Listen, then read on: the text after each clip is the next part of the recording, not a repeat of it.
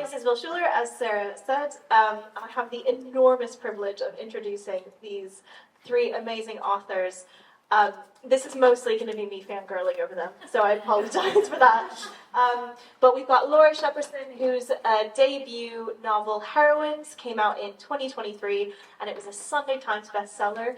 Her next book, The Heir of Venus, is doing just as well. It is a brilliant read. We've got Rosie Garland. There we go. We've got two Rosies, and I keep switching them up. Rosie Garland, who has written The Fates, which is what we're talking about tonight, is her fourth book. But she's also an incredible poet and also plays in a punk rock band, which just makes her intimidatingly cool. And The Fates is, again, just a brilliant read. And last, we have Rosie Hewlett, whose debut novel, Medusa, was self-published in 2021. Then Medea came out last year and was an Instant Times bestseller. And it has just been announced that Medusa, her first book that she self-published, is being republished by Penguin, complete with a Waterstones special edition. And that was just announced this week, so I think we should give you a First, I just want to start with these three stories in particular. They all tackle characters from the canon of Greek and Roman mythology. And there are so many characters out there. There are so many retellings out there. And I wanted to hear from each of you, why did your particular character or characters need their own story? Who wants to start? Okay. So my book, The Heir of Venus, is the story of Aeneas, who is a Trojan hero who went on to found what would then become Rome. But it is told through the lives of the three women who were or would consider themselves his wives. They have, other than Dido, they have remarkably few lines in the books that deal with him. They are almost silent, and so I thought it was really important to look at this man who is he's not a villain. He's not perfect. He is flawed, and just look at why it was that these women got tangled up in his story, and try and give them the voice that the ancient writers didn't give to them. And as I say, Dido got a little bit more treatment, but it wasn't always favourable. So again, I thought it was important to look at her story, perhaps from her own perspective, and think about how she might have seen events rather than how it looked from the outside. The idea that I had with the Fates, a lot of my stories start with this question, what if? And one of the wonderful things about the Fates is there's very little written about them in myth, almost nothing, which is absolutely fantastic because it meant I got to make it up. There's like a couple of tiny stories which are in the Fates, but all we really know about the Fates, apart from that fabulous Disney representation of them as kind of having incredibly long noses and kind of cackling over the horrible things that they make humans do. I thought, what if they weren't like that at all? What if they got to tell their own story? What if these all-powerful, they're above the gods, these all-powerful creatures with the power over human destiny, what if they didn't want it anymore? What if this was the moment that humans got free will and that the Fates wanted to give humans free will? What might that look like in a story? And then sort of like 100,000 words later, you'll find out. And so that's what got me started. And obviously there are other characters who have to help the Fates along the way. But that was where mine started. So with my book, Medea, first and foremost, something I say a lot is writing Greek myth retellings for me is like fan fiction, because I just love the myths, I love the characters. Medea has always been my absolute favourite character from myth, just because I love a morally grey woman, and I think she's so fascinating. I was lucky enough to study classics at school, and then I went on to study at university, and always I was just drawn back to Medea, because I think there's a magnetic quality about her, because she is so... you're quite scared of her, but you're also really fascinated by her, and you just can't help but be drawn to her character. And when I was writing this book, I wanted to write it because I think it's interesting how with the myths they're quite episodic, and often you only see a snapshot of characters' lives. And with Medea, we see, in Apollonius of Rose Argonautica, we see the start of her myth when she's quite young and she's unsure of herself, and she's a very different Medea to who we see in Euripides' Medea, which is much later near the end of her myth, when she's quite a different woman and she's been through a lot. And so I really wanted to write a book that explains that character arc, or I suppose that character downward spiral, and how she gets from there to there, and how a woman can go from being an innocent princess to being the villainess that she's known for today, and being able to write that story and understand her character in that way, I felt that was really cathartic for me, and I absolutely loved it. And yeah, again, just fan fiction for me to be able to write about Medea, so great fun. Oh, I love that. It's interesting because we've sort of talked about our, Laura, you've shared your personal experience about being mum, and also just you're so deft with the way you handle foster. I didn't even think of it as a foster mom. You do think of her. You think of her as her mother. Stealth. You're so stealthy. Oh my gosh! Honestly, this woman is incredible. And I have a question that is kind of I also kind of want to answer. But how much of yourself, like your own person, do you put into your characters, or do you find that it's not removed, because there's always a bit of intimacy there as you're sort of crafting the story? But like, how much of your actual self do you put into the people? Do you hide in your characters? I read once that to create convincing characters, you should give them something that is you and something that is very definitely not you. Oh, that's good. So I think yes, there is definitely something that is me in all of my characters, but there's also I think it's Theseus is the villain of my first story, and yet of all the characters that I have written, he has one passage, and I read that and I think, that's me. That that is me, and I put that in. So I don't know that it's necessarily deliberate, but I think if you don't put something of yourself in, perhaps they won't ring true.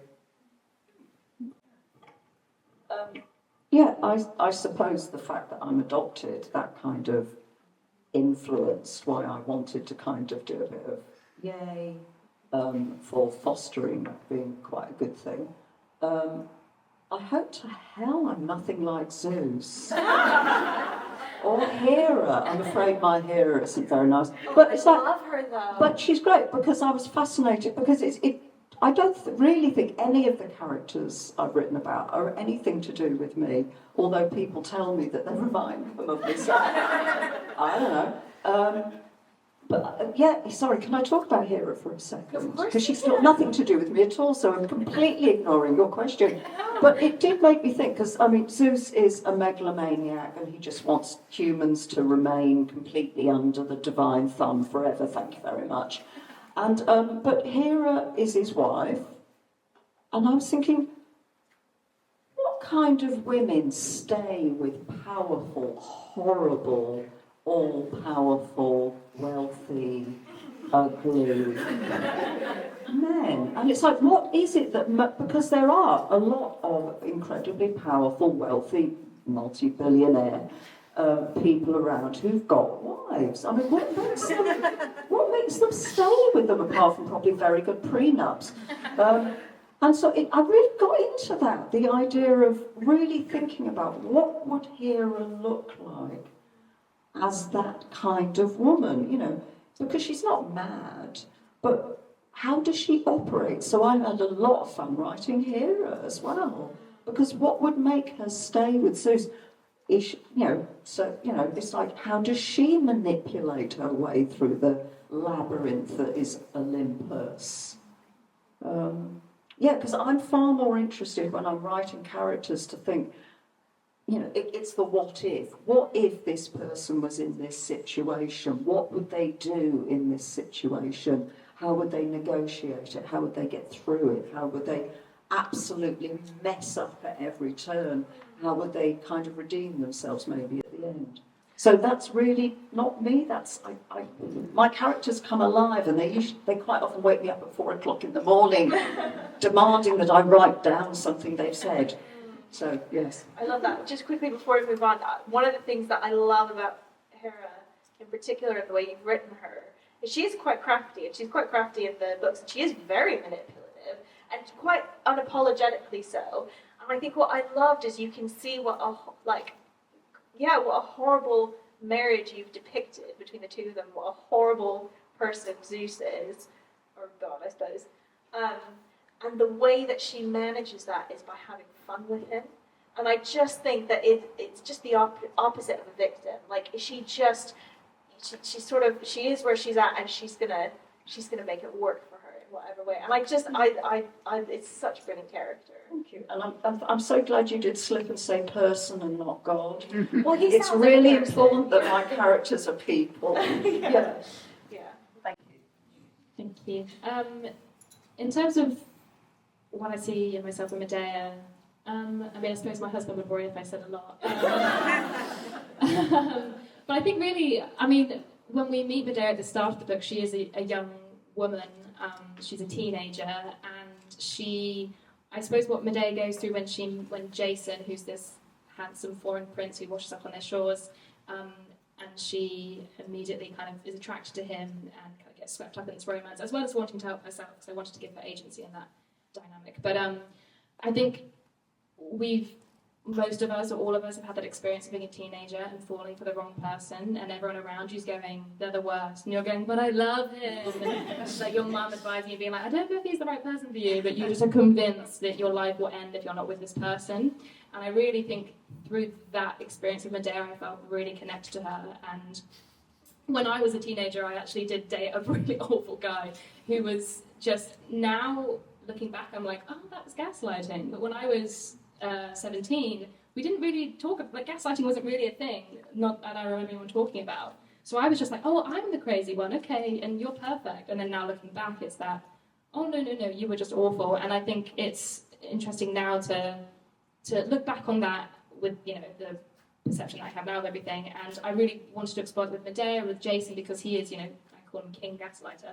And I think that's how I felt quite connected with Medea, and that she's a very, though she's powerful, she still is manipulated, and she still, she is a victim in a lot of ways. And I think it's exploring that relationship with Jason. And I think some people kind of say, like, why didn't she just see it sooner, the red flags that were waved right in her face? But I think unless you've been in a relationship like that, it's quite hard to know how much you can be blinded, especially when you're a teenager and it's her first experience of love and she's been neglected by her family. So I think all those elements I felt really connected to Medea in that sense, and then that kind of really helped me kind of flesh out her character and understand where she goes on her journey and how she kind of becomes what she does at the end. I love that, and I always love asking that question, because I think for a lot of authors who write more contemporary fiction, they often get asked, oh, is this story about you? Whereas nobody's ever going to ask, Lady Macbeth, is that you? Do you have a hand in a murder? But actually, for myself, I have a background in performance. I have poured so much of myself into that character, and even into this. I've got another book coming out soon, and I kind of at first wasn't sure if I should, and maybe it was cooler to be more distant from it. But actually, I unapologetically am no, this person, obviously, no, I haven't killed anybody. I haven't done the things that she's done. But in terms of the things that make her the ambition, the drive, even my publisher pointed out, or my editor, in the process, was oh, she never thinks things through, does she? She's so impulsive. She's just oh, I want to do this, and then something gets in her way, and And then she just moves on, and I was just like, oh my gosh, you're literally describing me. Like, that is, I never think anything through. I'm getting better, thankfully. But I think that one of the things that I love particularly about writing historical fiction, there's two main things. One is the fact that with all of the advances that we have in the last 2,000, 5,000 years, however, 10,000, etc., whether that's in technology or just even in our understanding, our knowledge of the world around us, people are exactly the same. Fundamentally, we haven't changed. We still love, we still hate, we still do stupid things, we still do nice things, we try our best, we don't try our best. Like, humans are exactly the same. And so one of the things that I love about writing these stories that are in some ways so ancient, they are so relevant because at the heart of them is humanity. And I was interested because you've all been successful and had successful books. So I was interested in how you feel the pressures about coming up with your next ideas. Those ideas are a bit challenging. Oh, yes. They talk about the second book syndrome. I don't know if you've heard of this, but it's when you write your second book under contract, you just essentially have a breakdown. And it's something that I feel like most authors experience. I certainly did. Technically, it's my third book because I self-published my first one, but it was the book I'm currently writing is my first one under contract. And there is definitely that. It wasn't a shortage of ideas. If anything, got too many ideas and I can never decide on one. But it's more that for so long you're writing toward a dream and it's just you and your laptop and that's all there is and it's very personal, but you've got this dream inside you and you're fighting for that and that whole like keeping going, keeping determined. And then now you're like, oh, it's happening and I need to keep it happening. And I've got people who are paying me money and expect me to deliver things on time, and it suddenly becomes like you've got a whole team around you, you've got marketing people, you've got an editor, you've got publicists, you've got an agent, and suddenly it becomes this like big thing of like, you're all expecting things from me and it's just really scary. So that can really, for me, when I was writing book 3, it really got into my head. There was a lot of like, you start second guessing everything, and you're like, but is this good enough? And should I change this? And I'm not sure about this. And then for just comparison, Medea took me about 4 months to write, and I was juggling it with a full-time job. Book 3, it is now my full-time job. It took me a year to write the first draft, and I think that was just that whole experience that was like really battling through. But I actually learned a lot personally going through that, and I think it was really good for me to like realize you can. It can be a difficult process, but you can still love the outcome. And now book 3 is actually my favourite thing I've ever written. So it was a really difficult but important learning curve for me as an author. And now I'm writing my next book, I definitely feel like I've navigated those pressures better. So I think it's all part of the fun of being an author, is the self-doubt, imposter syndrome, all of that. Thank you, that's a really lovely question. I guess because it took me so long to get published, and it's just, I just write all the time.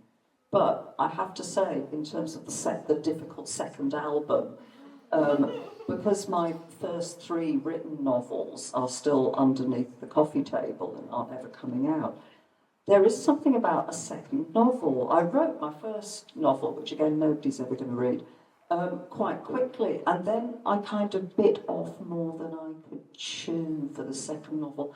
It was awful. It was unwieldy, it was overlong, I had too many themes going on in it, it was boring, it bored me at times. And in fact, I'm actually really glad, there is that thing about, because I did do my apprenticeship out of sight, because none of these novels were being sent out, let alone read by anybody or published, I was able to make all of these mistakes and make these ghastly cock-ups and terrible errors. I was able to do them out of sight, so that when I did finally get published with my 4th novel, I already had another one that was kind of, that needed some work, but I already had stuff behind me that I could use. So I'd done a lot of learning about writing novels, but yeah, there is something about the second novel, I think. There is. So it's like I did mine way out of sight. I was incredibly lucky because it was terrible. So something that Rosie said really resonated with me, because I remember going into a meeting for my first novel, and the marketing people were there, and the publicity people were there, and my editor was there, and my agent was there, and they were all talking about things, and they were talking about cover design, and you know, all the things that they do that I don't do. And I just had this sudden, shocking thought of, I can't stop this now, even if I want to. This is rolling. This is bigger than me, and you know, and it's just going to happen. And you know, sure enough, it did happen. And my second book then was, again, it is a very different process, because then I had to. Whereas again, my first book, I was working with my agent, but you know, she gave me a lot of free rein. Whereas my second book, I was working with my editor, and I had to submit ideas to her, and I had to submit proposals to her, and I had to write chunks and then send them to her. And it wasn't even just my UK publisher; it was my US publisher, and there were deadlines, and then the deadlines got moved up, and it did all get a little bit fraught and a little bit stressful. And in fact, I bumped into my editor at a party and was just like, I am not enjoying this. I am not enjoying life. We've made it up since. But yeah, so it was a much more stressful process. But I too am like, I feel like the second book, it went through the fire, and it is better. It is a better book than the first, 100%. I do just want to add, I think that the really difficult thing with a second book is you kind of you lose either way, because either your first book does really well, and then you have to live up to that, or it doesn't do so well, and then you have to prove that you can, that you should still be allowed to write. And so it's so daunting, and I had a similar experience in terms of, I wrote the first draft of the first book very, very quickly, and also had one of those really annoying stories where I didn't want to be a writer, and within writing the first draft and having a book deal, it was about 6 months, so it happened very quickly, and I'm very grateful, and I'm not complaining, but it was, in terms of trial by fire, then going into a second book, I knew how difficult it was going to be, and just for anybody who ever writes a second book, everyone told me it was going to be wretched, and it was as wretched as everybody told me. It really, so the first book took, I wrote it very, very quickly. Second book took 2 years, and now my third book, again, was very, very quick. So I'm really hoping that we're over the hump there. But yeah, second book syndrome is, whew. Yes. Just a couple of things. So firstly, there's quite a number of librarians in the room this evening. I just wanted to say thank you for what you said about sitting with your grandma and being read to, because that is, that's what we believe in with libraries, is children being read to and experiencing books. So yeah. I've got to say, sorry. I was going to say, Can I you just already say something have something to say. about libraries? Yeah. It's like, seriously, we are not worthy. I came from a home where people read all the time, but we couldn't really afford to have very many books. And the best day in the week was Saturday, when my mum would leave me and my sister at the local library while she went off and did the shopping. And we were allowed to choose 4 books and take them home. And all we had to do was love them and read them. And then the next Saturday, I'd go back and I'd get 4 more. And I was one of these kids who was sneakily let into the adult library, obviously with a bit of supervision. But I was taking out historical books, enormous fat tomes about Stone Age people and history. It's when I was tiny, because I just devoured reading. So seriously, I owe everything to public libraries. I've got an absolute passion for public libraries, and it's why, I've travelled hundreds of miles to get here today, because it's the idea of my publisher said, will you do, because I live in Manchester, will you do an event in Hitchin? Yes, you said library, you've got me at library. I'm here, so thank you. Now,